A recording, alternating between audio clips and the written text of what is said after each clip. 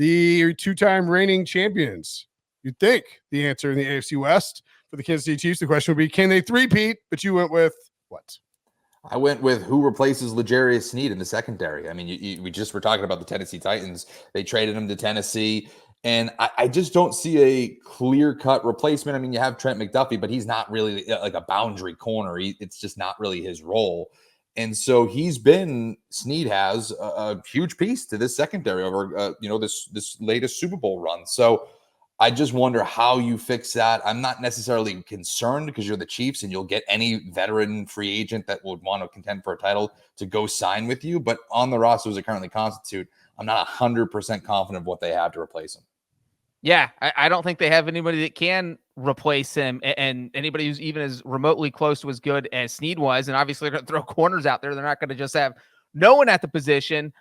And you look at who their two starting corners will probably be: Joshua Williams and Jalen Watson. And look, they're good, but they're not L'Jarius Sneed, and that's the bottom line. So you look at teams the Chiefs have to play this year. I mean, they have to play Joe Burrow and the Bengals. They have to play Justin Herbert and the Chargers twice. They have to play Kyle Shanahan's offense in the 49ers. So they're going to be playing a lot of teams where you need a good corner. It really helps to have a shutdown corner. So I think, this could be a huge concern for the Chiefs. That is maybe, they play Josh Allen and the Bills. So just CJ Stroud, the Texans, just keeps going on.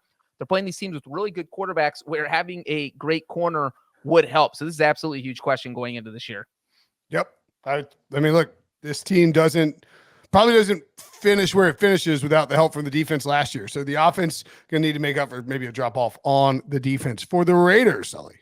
Yeah, who's QB1? You kind of were on the outside looking in at quarterbacks at the NFL draft. You have Aiden O'Connell from last year. You signed Gardner Minshew in free agency. In terms of it, the guys on the roster, it probably feels like it's going to be Gardner Minshew. But, I mean, we were talking about it earlier. Like, what happens if Russell Wilson gets cut? Like, is he now in that conversation to be a target for the Raiders to start?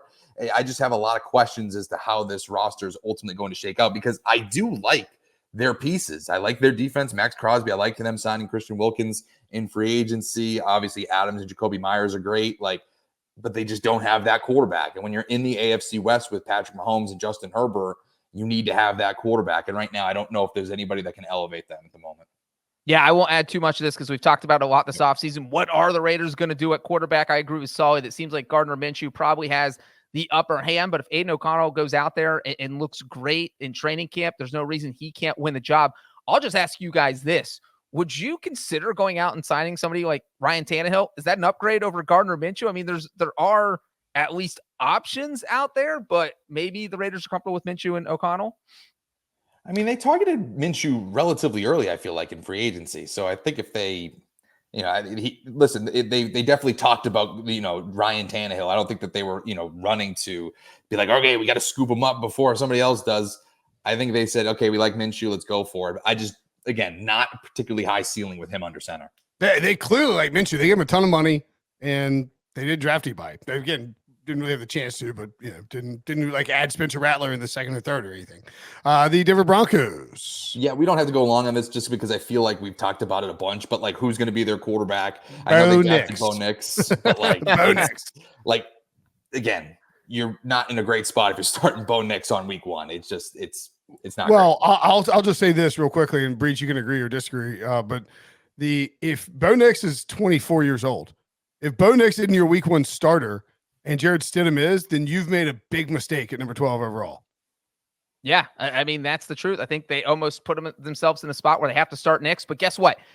I wouldn't be surprised if Nix was Sean Payton's one of his top 3 favorite quarterbacks in this draft.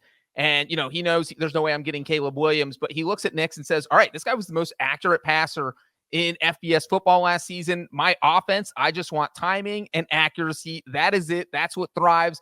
I don't want people like Russell Wilson who try to make plays and try to go out of the design of the offense and just go off the cuff and do whatever they want. I want a Bo Nix guy who does what he's told and runs the playbook like I want it run. So it'll be interesting to see how Nix does. And yeah, it would be crazy if he's not the starter.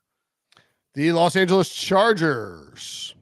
Do they have enough at wide receiver? You lost Keenan Allen, you lost Mike Williams, or you traded away Keenan Allen, you lost Mike Williams, you cut him and put him in free agency. You haven't really, you got Lad McConkey, I could, that makes sense. You You kind of went away from the Marvin Harrison, Malik Neighbors, Rome Odunze tier. But I still don't know if you have enough at wide receiver just by bringing in Ladd McConkey. And I know you have Quentin Johnston, and there's pieces there, but we're talking about, I believe it's like 251 targets from last year that are now abandoned when you factor in, and Mike Williams is hurt, but obviously Keenan Allen, even Austin Eckler, if you want to throw him in there as well as a pass catcher. I just wonder, do they have enough at wide receiver to contend with these teams in this division, especially Kansas City? You know what's funny is that Jim Harbaugh, I feel like, and Greg Roman have been spending the whole offseason trying to tell us they're just going to run the ball more. And maybe we need to start taking them seriously because that's their plan. We don't need receivers because we're just going to run the ball all the time with Gus Edwards and J.K. Dobbins. And you look at what they've done at receiver. You mentioned McConkey. They drafted 3 receivers because they also got Brendan Rice, who some people were projecting as a 3rd or 4th round pick, and he fell down in the 7th round. And they also got Cornelius Johnson in the 7th round. And then they signed DJ Chark over the weekend, which I think is an interesting addition because he was good a couple years ago, not so great last year. So it's like they have a bunch of average weapons, and they're going to be crossing their fingers and hoping Ladd McConkey's a star. Maybe Brendan Rice becomes a star. But yeah, definite questions at receiver.